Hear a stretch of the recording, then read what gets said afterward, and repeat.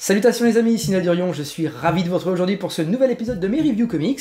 Voilà, un épisode insoupçonné pour vous, pour moi, pour une lecture qui était tout bonnement inespérée. Et ouais, je vais tout vous dire, en commençant déjà par quelque chose d'un petit peu hors sujet.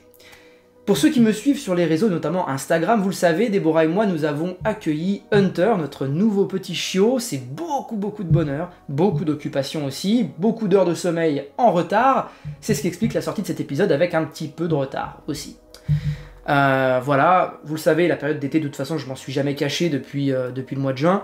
Je l'avais dit, je pars en congé, je pars 2 fois en vacances, j'ai la chance de pouvoir le faire avec Déborah, et forcément ça casse un petit peu le rythme de parution de mes épisodes, mais la ferveur est pleinement là, ne vous inquiétez surtout pas pour ça, j'ai plein de choses dont j'ai envie de parler, c'est le temps qui manque, évidemment, comme je le dis souvent. Trêve de bavardage, j'ai 36 degrés dans la maison, là je comprends pas ce qui se passe, tout est bien fermé, machin, mais voilà, les maisons neuves, elles prennent à mort la chaleur, et elles prennent à mort la fraîcheur quand on est en hiver, et elles gardent bien, hein. Donc là pour le coup, heureusement que j'ai la clim, mais pas dans cette pièce. Donc je meurs littéralement, je ne supporte même plus mes lunettes pour tout vous dire, c'est pour ça que ça sera peut-être l'une des seules vidéos où vous me verrez sans ma résolution Full HD tout simplement, voire même 4K parce que je vois très bien avec mes lunettes. Là je suis plutôt en 360p, qualité DVD. Bref, les petites blagues étant terminées, Red Hood souriez. Oui, je vais parler de continuité, parce que vous le voyez peut-être pas ici, mais vous le verrez mieux sur la photo que je mets. DC Infinite, ouais, c'est la continuité actuelle, vous le savez, hein, c'est ce qui fait suite à DC Rebirth, et qui faisait déjà suite à New 52, ou en français DC Renaissance, voilà. Vous avez mes vidéos comment commencer Batman, etc., qui reviennent en tout cas beaucoup plus en détail sur toutes ces appellations chez Urban Comics, parce que oui, hein, c'est des appellations propres à chez nous, pour faciliter la vie du lecteur. C'est pas toujours vrai, mais bon. Ils aiment bien redémarrer au tome 1 de manière un petit peu trop frivole. Red Hood souriez. Jason Todd, c'est un personnage, le personnage du désamour. Voilà, pour moi c'est l'enfant terrible, c'est le Robin de la dèche. Je sais, attendez avant de me jeter des pierres, parce qu'à la fin de ce récit, vous verrez que mon jugement a fait volte-face. Red Hood souriez de Chip Zdarsky et Eddie Barrows. Alors le dessin, je crois avoir rarement vu quelque chose d'aussi cool que ça, en tout cas dans mes derniers titres lus, vraiment. J'ai souvent eu des dessins un peu clivants, à la The Nice House on the Lake, Department of Truth et tout, et là de retourner un petit peu sur le mainstream, eh ben je retrouve des bases. Ouais, voilà, mes yeux ne souffrent plus, je suis en terrain conquis, en terrain connu surtout. Red Hood souriez, ouais, je vais répéter ce titre un paquet de fois parce qu'il n'y a pas Batman dans le titre, et ça c'est assez perturbant pour moi, vu que je lis que du Batman et aussi du Superman, mais chez DC, moi, c'est Batman. D'ailleurs, je vais vous dire quelque chose. Si demain, quelqu'un débarque avec des pouvoirs extradimensionnels et me dit « Nel Durion, tu ne peux choisir qu'entre le Punisher, les X-Men et Batman. Que fais-tu » Sachant que ton choix fait disparaître inéluctablement les 2 autres. Répondez à ça dans les commentaires. Batman, X-Men, Spider-Man, voilà, bref, prenez un petit peu... donnez-moi votre top 3 en commentaire, et faites-vous la réflexion suivante. Si je devais en garder qu'un et les 2 autres disparaissent, ouais, j'insiste, que 3, eh bien pour moi, ce serait Batman. Et oui, vraiment, je garderai que Batman, et le reste... adieu. Revenons sur ce Red Hood après cette énième parenthèse. Oui, j'avais plein de choses à dire, et j'ai toujours plein de choses à dire, et le but, c'est de vous parler de ce titre quand même, parce que franchement, coup de cœur, ouais, coup de cœur, vraiment. Jason Todd, c'est un personnage que j'ai envie d'aimer. J'ai envie d'aimer, et pour avoir envie d'aimer ce personnage, eh ben, il faut lire du contenu à ce sujet.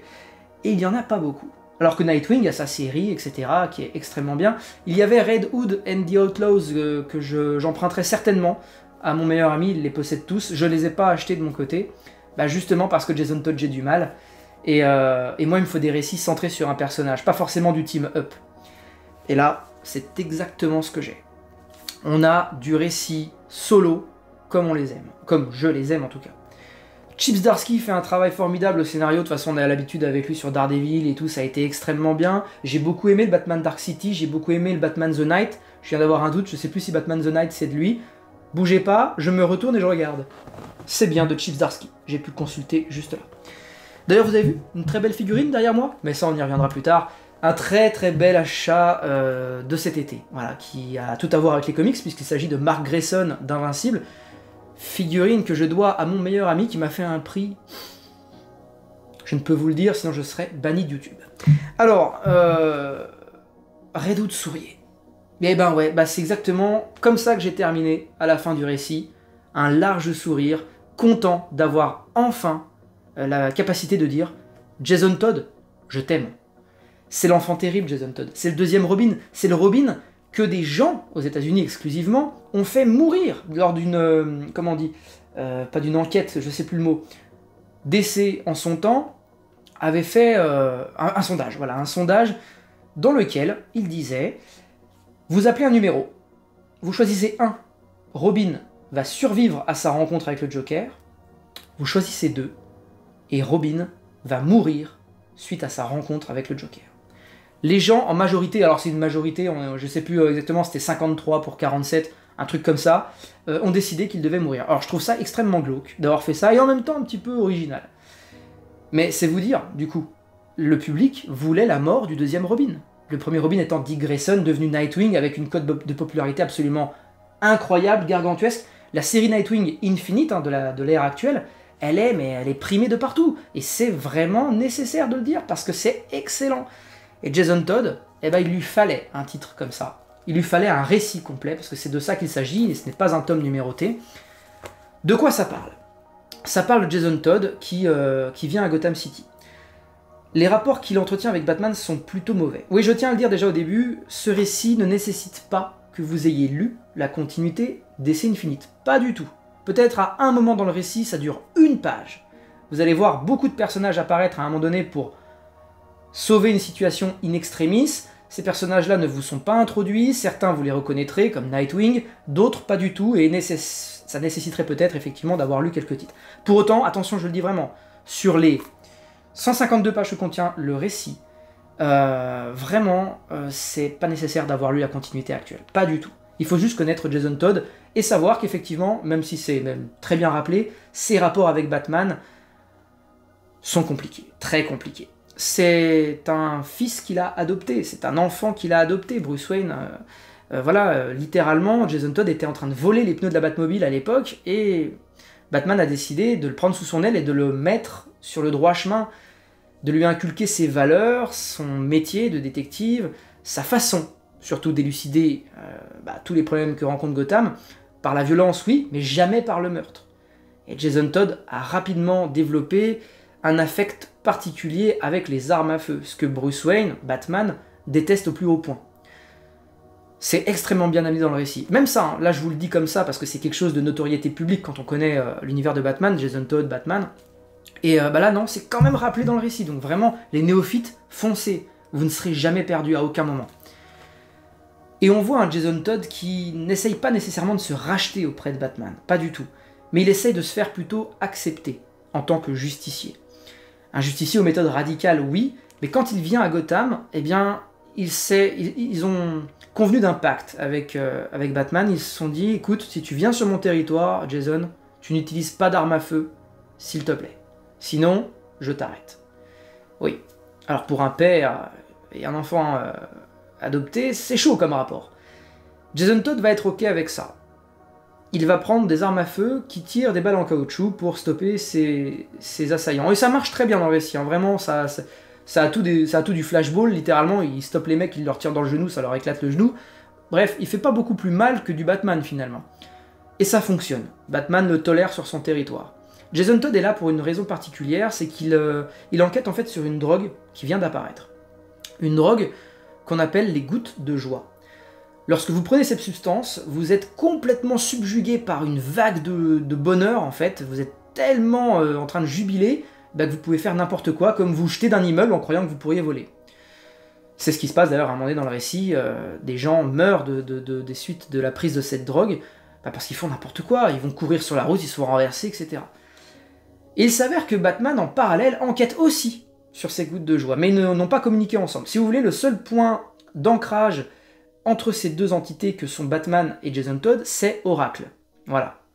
Oracle qui assure son rôle d'intermédiaire, qui donne des informations à l'un comme à l'autre.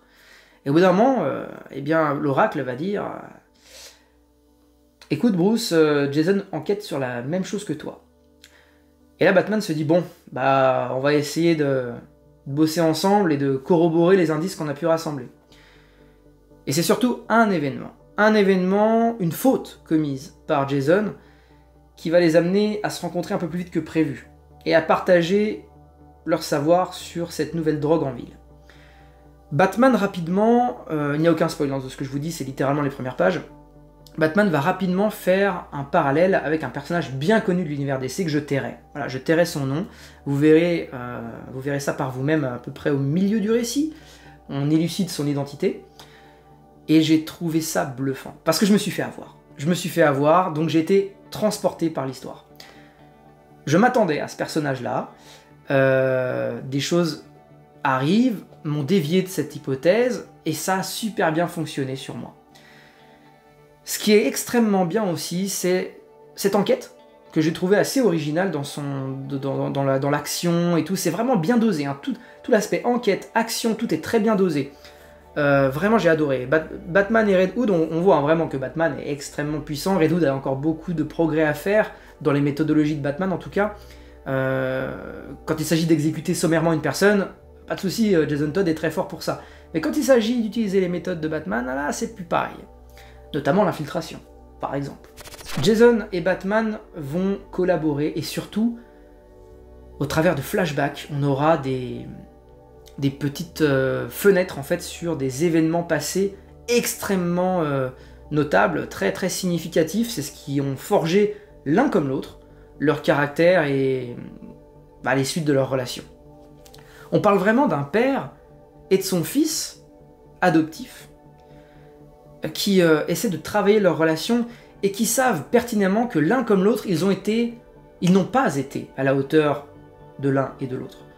Jason le dit, Batman aurait voulu que je sois sa relève en fait. Il aurait voulu que je sois son Dick Grayson. Et il fait souvent cette comparaison. Il se dit souvent, non, je ne suis pas Dick, je ne suis pas du tout Richard, de son vrai prénom, hein, pas de son diminutif Dick. Et vraiment, on voit vraiment un personnage torturé, et c'est ça que j'ai aimé. On voit vraiment un héros, parce que c'est quand même ça dont il s'agit, avec toute la dualité qui peut survenir entre le bien, le mal, son action, quel est l'impact, qu'est-ce qu'il va laisser en fait, et comment on va se souvenir de lui, et j'ai trouvé ça génial. Et franchement, vous avez ce truc en entonnoir, où on en vient à un truc assez balèze et tout, et la toute fin du récit, ce qui transpire littéralement de cette fin, c'est de voir leur relation, elle évolue. Elle évolue et on va peut-être aller vers quelque chose de mieux. Et ça m'a fait un plaisir fou. J'en avais vraiment marre de voir Jason Todd comme l'enfant terrible, comme le vilain petit canard, hein, on peut littéralement faire le parallèle. Et c'est ce que ce récit vous apportera à la fin de sa lecture, c'est de la joie. De la joie, tout comme cette fameuse drogue qui est littéralement le fil conducteur de l'histoire. C'est super ce qui s'y passe, hein. Franchement je vous tairai tout le reste parce que vous allez voir, il y a des moments incroyables. Il y en a un sur lequel j'aimerais revenir et je m'arrêterai là-dessus, c'est Batman va être confronté à cette drogue. Il va en inhaler, et c'est déjà arrivé par le passé avec par exemple la toxine d'un certain protagoniste, antagoniste plutôt, de l'univers Batman, vous savez très bien de qui je parle, le fameux Dr. Crane, eh bien, il avait développé une toxine de terreur. Batman en avait déjà fait les frais, donc on connaissait déjà les peurs de Batman. Mais qu'est-ce qui rendrait Batman heureux aujourd'hui? Ça vous apporte la réponse, et c'est très bien fait, c'est littéralement les dernières pages.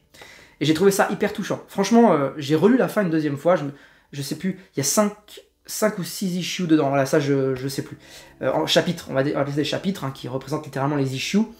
Et je me suis relu les 2 dernières tellement j'ai adoré. J'ai adoré ce que j'ai vu. Voilà ce que je peux vous en dire. Je voulais pas que cette review soit trop longue, je sais pas combien de minutes je suis, mais lisez Red Hood, souriez. Si comme moi, vous avez besoin de quelque chose pour vous rattacher au personnage de Jason Todd, qui est littéralement, j'ai pas peur de le dire, l'un des personnages les plus torturés de la Bat Family, et peut-être l'un des plus intéressants, même si, de là à ce qu'il détrône un jour Dick Grayson dans mon cœur, va falloir m'en sortir des Red Hood souriers, beaucoup d'autres, pour que ça arrive, mais ce n'est pas impossible, vraiment avec ce que j'ai lu là. Voilà les amis, foncez me lire cette dinguerie. Vous avez vu les dessins, hein, je vous ai pas menti, c'était super beau. En tout cas, moi j'ai trouvé ça génial. Et Chip Zdarsky a vraiment maîtrisé de bout en bout ce récit. Vraiment, on en redemande à la fin, franchement. Pourtant, 152 pages, c'est quand même bien. C'est bien, c'est très bien. On se retrouve très vite pour parler des Tortues Ninja, l'intégrale tome 1. Et surtout, je m'y engage, nous allons débuter, les amis. Pour ceux qui verront cet épisode, peut-être que certains sauteront de joie, mais ça y est, une 3e playlist va arriver. L'univers Valiant en comics. Allez, lisez un max et ciao les amis.